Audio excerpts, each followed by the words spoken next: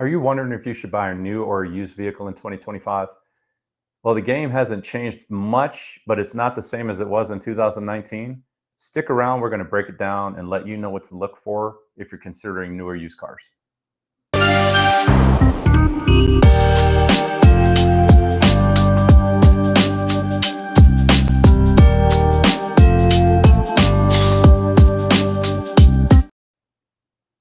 Interest rates, supply chains, and now tariffs have really shaken up this market. And sometimes it's just not worth it to go with a used car over a new car. But I hope we can share some things with you in this video, if you stick with me to the end, that you can use if you're trying to decide for yourself.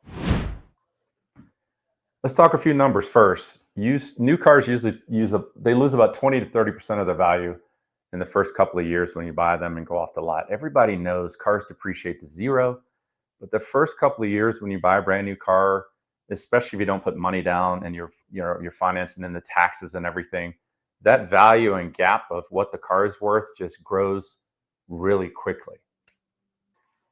And used car prices have softened over the years, but not as much as people would think, especially in the SUV market, which is what everybody wants. So if you're looking at SUVs and you're thinking about spending over $30,000, you may find the gap between that and a new car to be very, very little. Some of the pros of buying new cars, and I'll start with this. Most people, when they come in and talk to me, they want a reliable car. And they're considering new or used, but they want it to be reliable. And they ask me, what do you think reliable is? What type of a vehicle? My answer is always a vehicle that is still covered by the manufacturer's original warranty. So what's that mean right now in 25? A 22, a 23, a 24. Typically, 3 years old or so is about as far as it goes before you run out of that initial bumper to bumper warranty and we start dealing with random repairs if the car needs anything. We can make the argument that Toyotas and Subarus and Hondas are technically reliable, even though they're used and have 80,000 miles on them. But it's still a guess. Whether you believe it or not is irrelevant. It's a guess. If that car breaks, you instantly lose that argument. So I would definitely, especially if you're trying to consider new or used, I'd be like, hey, look, if we're going to do this, let's look at cars that are still under warranty used versus a new car price. Another thing you get with the new car is, no prior wear. So in the latest technology, the car's not going to have wear and tear, and it's going to have the latest tech. And it's changing rapidly. A couple of years ago, cars did not have wireless CarPlay and Android Auto. Changed in 1 year. I tell people they're changing like cell phones, especially just the technology of it, including the autonomous braking, blind spot monitoring, as well as lane keep assist. And face it, they're working their way towards self-driving. So technology matters to you, then looking at the newer cars could be the thing that pushes you over the edge. So a good rule is you like keeping your cars 8 years and you like doing it with cash and you want to save the depreciation from the new car, then let somebody else take the depreciation. Look at the pricing on those 3-year-old cars, right? The 21, 22, 23. I'm sorry, 22, 23, 24. Looking at those is totally fine. We want to keep that mileage below 30,000 so that we have some peace of mind for the remaining 36,000 mile warranty, depending on the manufacturer, but typically that's what it is. But that type of thing is something you should be looking at because I just think it takes risk off the table. Another pro of buying a used car is you get more car for the money.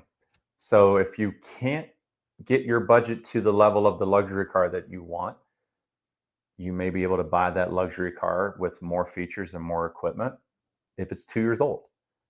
Time will tell, and every situation is different, but it's definitely something you could look at before you make a decision to step up and get the new car. See how much used car you can buy that's still under warranty.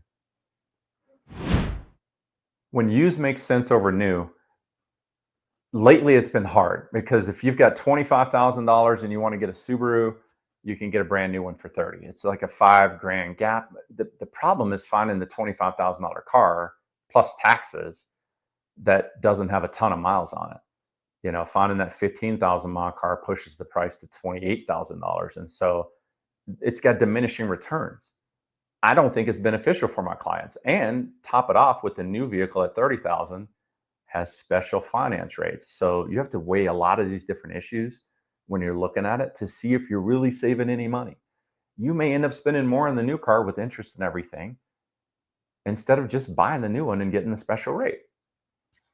But you can put that budget on blast, and if you're going to save $5,000 to $8,000 buying a used one, and it feels good to you, and it all makes sense, there's nothing wrong with that. We sell used cars all the time. I mean, the used car market is incredible, but thoughtful preparedness will help save you from gotcha moments later.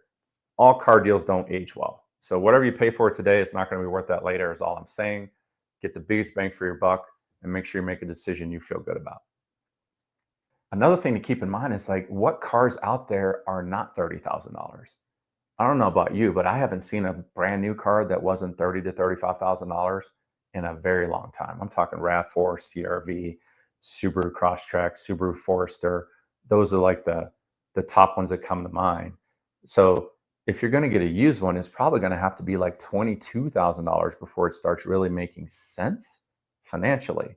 But there's some trade-offs there. Once again, you're getting a car with a lot higher mileage and probably out of warranty. So think about that before you decide to not go new.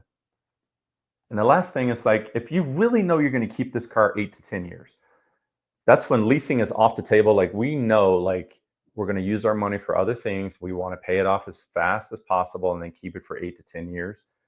Strongly consider looking at a new car, just for the simple fact that it's going to have a complete factory warranty for 3 years and then a powertrain warranty from the factory for another 2 years or 60,000 miles minimum.